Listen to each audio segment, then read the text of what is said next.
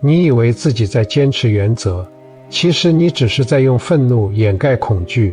恐惧自己根本管不住这个孩子。深夜2点，餐桌上那碗排骨面早就凉了，白色油脂凝固在汤面上，客厅里只剩时钟滴答。你握着空杯子，指关节微微发抖，不是因为愤怒，是因为你不知道下一步该怎么办。这才是真相。我们把规矩喊得越凶，往往是因为内心越虚。吼叫不是教养，是溃败，是一个大人在用分贝告诉孩子，我已经没有别的办法了。而孩子接收到的信息只有一条，情绪爆发可以终结对话。所有问题行为背后都是归属感的渴求。孩子不是在挑战你的权威，他是在用他唯一会的语言问你，你还爱我吗？真正的边界从来不是铁笼，铁笼锁住的是关系，锁住的是信任，最终锁住的是你自己。慈悲的边界是另一回事，它需要你在最崩溃的那一秒，先把自己的情绪摁住，然后走进孩子的世界，而不是把孩子推出你的世界。温和不是退让，坚定不是冷酷。这2件事能同时成立，但没有人教过我们怎么做到。那碗排骨面还在餐桌上，油脂早就凝成一层白膜，纹路像皲裂的土地。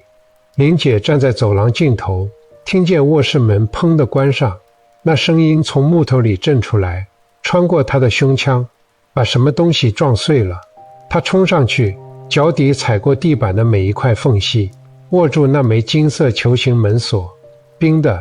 比她想象中冰得多。她扭，锁纹丝不动，她再扭，掌心的温度全部贴上去，门锁依然只是门锁，圆润光滑，拒绝旋转，像一颗冷漠的星球。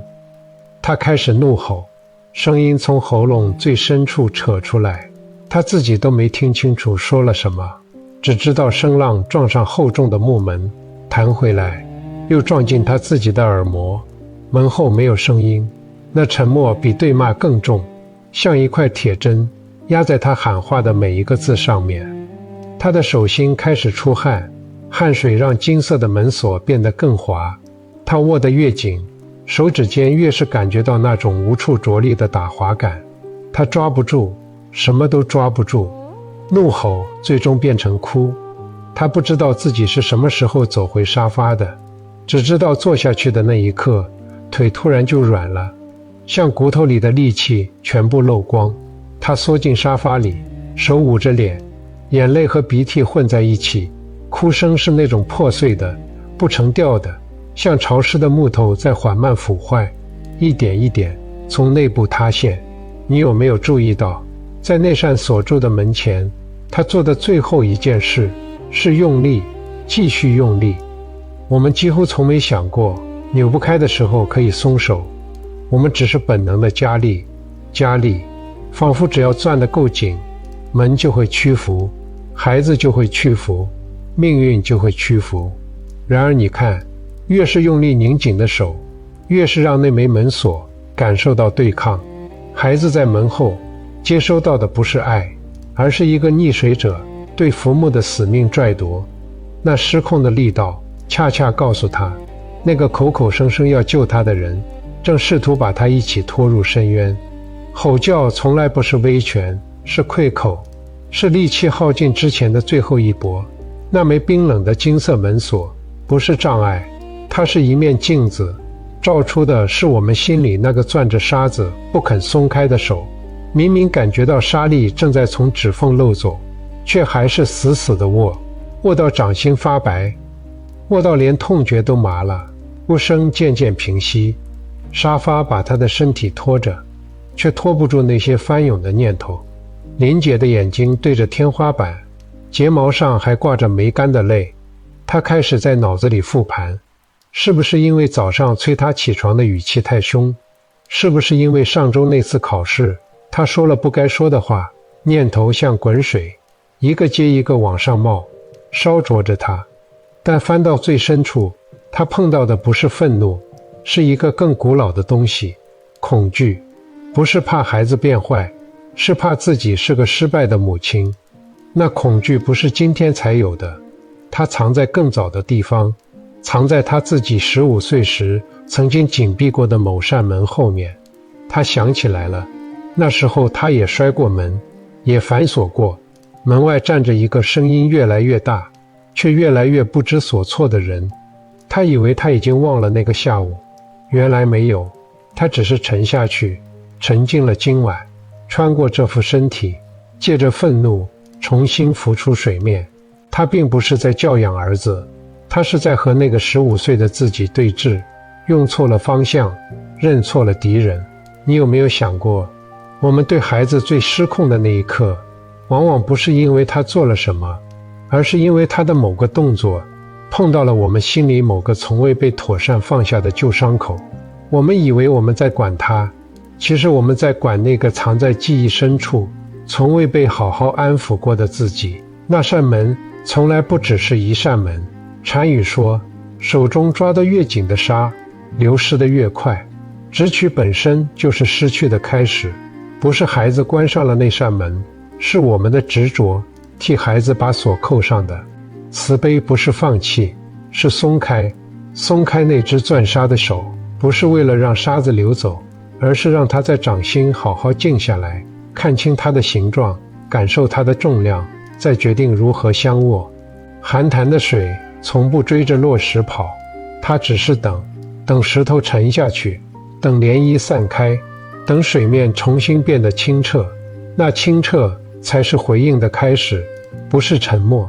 是比喊叫更辽阔的一种在场。林姐最终从沙发里坐起来，她的背还是弯的，眼睛还是肿的，但她的手慢慢地放开了。她低头看了很久自己的掌心，那里什么都没有了，只有几道浅浅的红痕，是刚才死死握住门锁留下的。她就这样看着，像在看一张地图，试图找到一条路，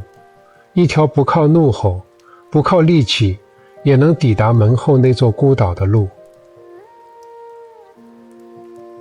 志明低着头看了很久自己的掌心，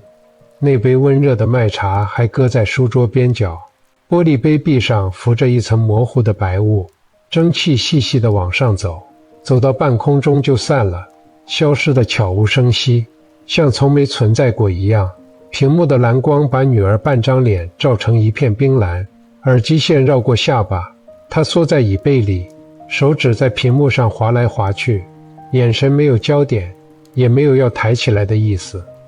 志明坐在她旁边，没有说话。他原本想开口的，那句话在喉咙里憋了很久，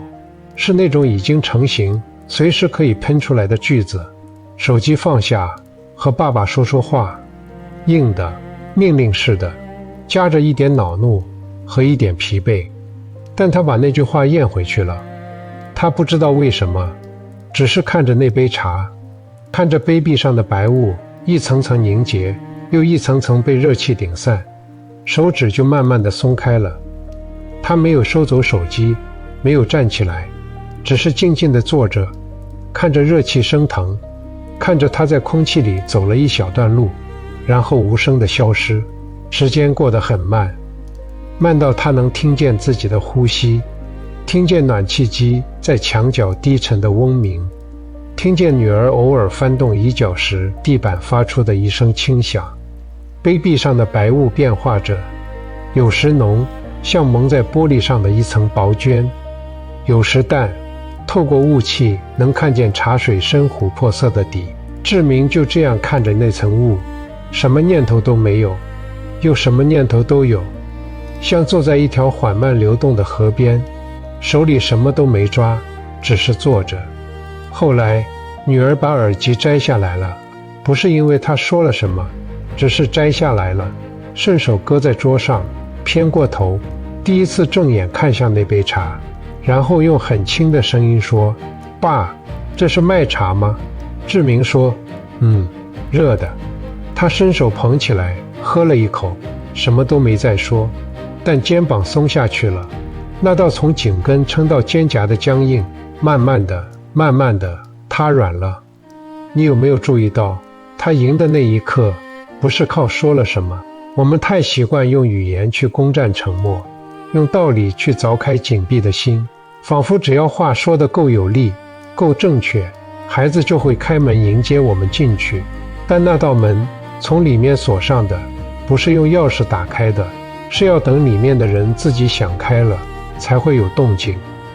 任何一句话，只要带着我要让你改变的气息，孩子在门缝里闻到了，锁就会扣得更紧。不是孩子故意的，是所有生命面对逼迫时最古老的本能：收缩、防御、拒绝进入。那杯麦茶没有说话，没有要求，没有期待，没有一丝你应该放下手机跟我谈谈的意思。它只是热的，只是在那里，只是用一缕蒸汽告诉那个缩在椅背里的孩子，有人在，不急，你准备好了再说。那是一种更古老的语言，比任何一句道理都先抵达。志明坐在那里的时候，内心不是没有翻涌的。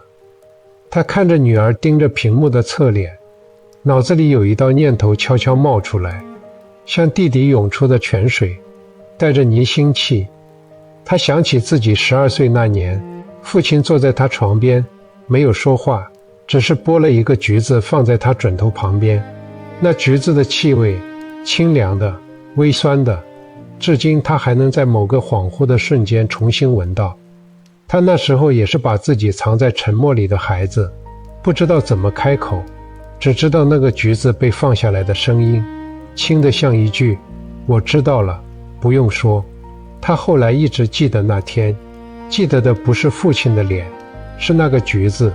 是那种被允许沉默却不被遗弃的感觉。他今晚倒的这杯麦茶，不知道是不是从那颗橘子里长出来的。那些我们以为已经忘了的时刻，没有真的消失，他们只是沉进去，沉进身体最暗的那个角落。等到某一天，我们自己成为那个站在孩子身旁不知如何是好的大人，他们就从那个角落里悄悄爬出来，穿过手指，变成一个动作，一杯热茶，一句没有说出口的话。过去从未真的过去，它藏在我们最无意识的温柔里，等着被传递下去。水滴落在石头上，不是在凿，是在等。等石头的纹理慢慢记住水的形状，等抵抗在一次又一次无声的降临中忘记了防守的理由。柔不是软弱，是一种更漫长的力量。它不争那一刻的输赢，它争的是那道防线背后还有没有一个愿意被看见的人。当孩子的肩膀第一次松软下来，那不是投降，是一道细细的门缝出现了。不是你撬开的，是他自己推开的。那一寸的距离比任何一句道理都珍贵，因为它是他给的，不是被夺走的。连结永远走在导正的前面，先让对方感觉到你是安全的，感觉到你在这里不是为了评判，不是为了改造，只是在，然后那道真正的对话才有可能开始。麦茶的温度慢慢的从掌心传进去了。女儿把杯子又放回桌上，看了看窗外的夜色，沉默了一会儿，轻声说：爸，我今天在学校。志明没有急着接话，他只是转过脸看着他，等着。但志明知道，温柔从来不是没有边界的水，流到哪里都可以。在这道门重新打开之后，有些事情终究还是要说清楚的。那条线要怎么画，才能既不关上刚刚打开的门，又不让自己模糊成没有形状的影子。慧心正坐在饭桌旁，手里握着那本记事本。那本本子已经被翻了很多年，封皮的颜色褪成了一种说不清楚的米灰，书脊处有一道细细的裂缝，像旧伤的痕迹，用透明胶纸勉强粘着，却在边角处又悄悄撬开了一角。慧心翻到本月那页，格子里用铅笔秘密写着数字：水电、房贷、米粮、孩子的补习费，每一行都压着重量，字迹认真的像是某种仪式。他把本子就这样平放在桌上，没有刻意摆给儿子看，也没有收起来，只是让他在那里，像一面不说话的镜子。儿子站在饭桌对面，说他需要更多零用钱，说同学都有，说这点钱不够用。声音从一开始的随口一提，慢慢变成了某种施压的频率，带着青春期特有的那种钝劲，不是恶意的，却是一刀接着一刀，往大人最软的那块地方戳。慧心没有站起来，也没有把本子翻到儿子面前拍下去，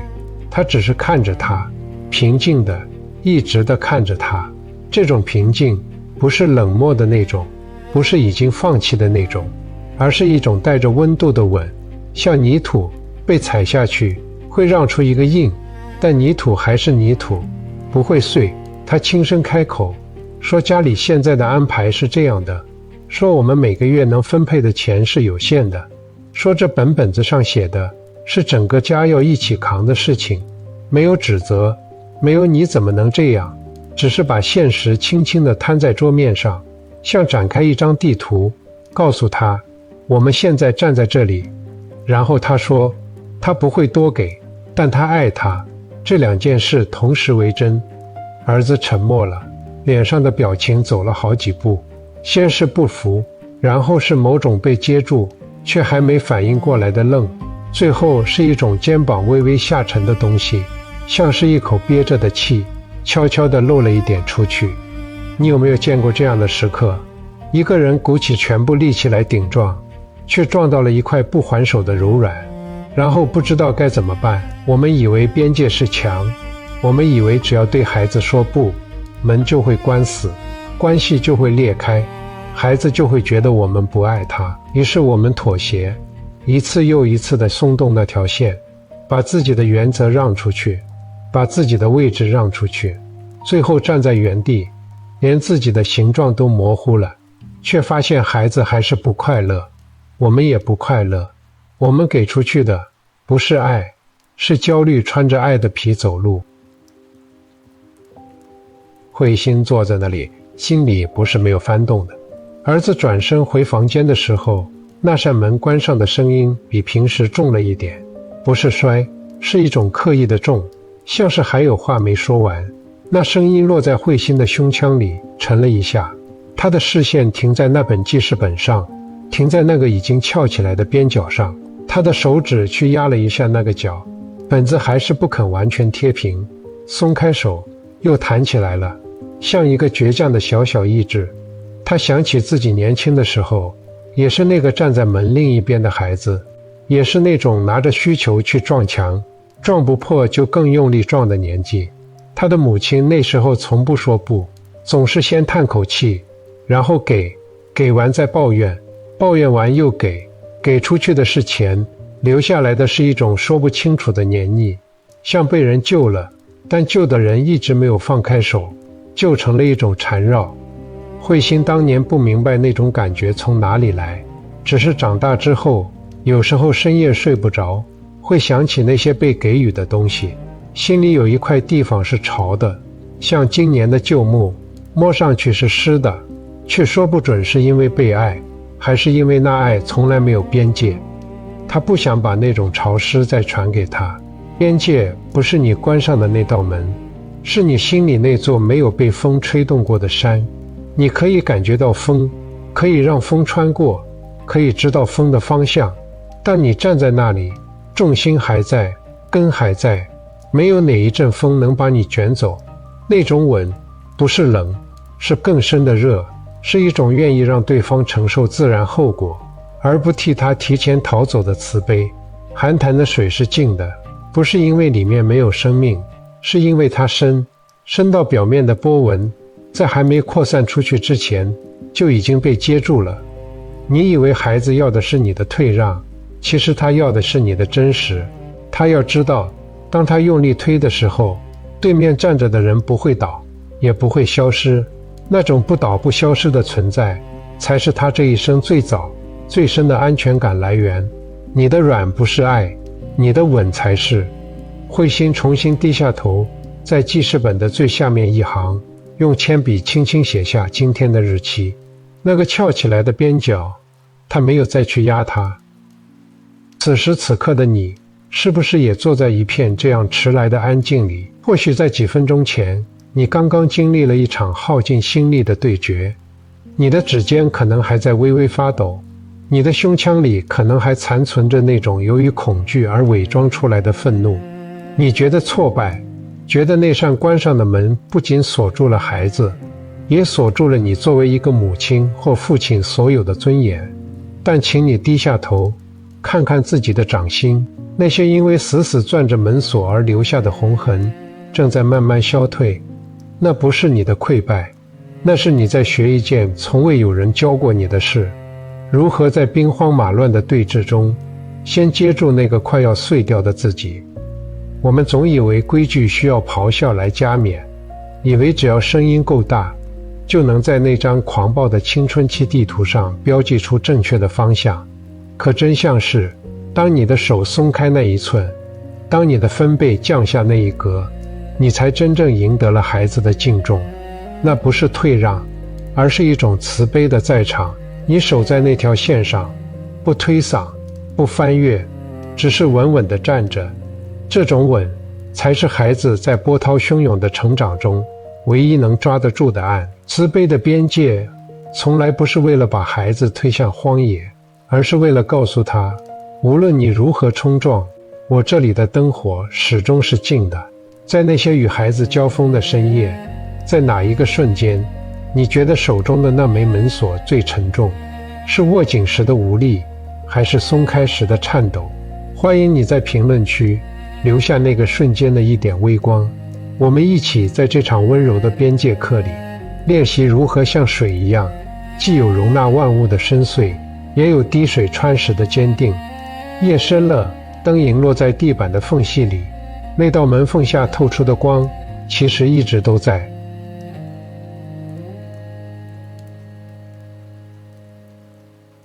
订阅我的频道，一步见山，见自己。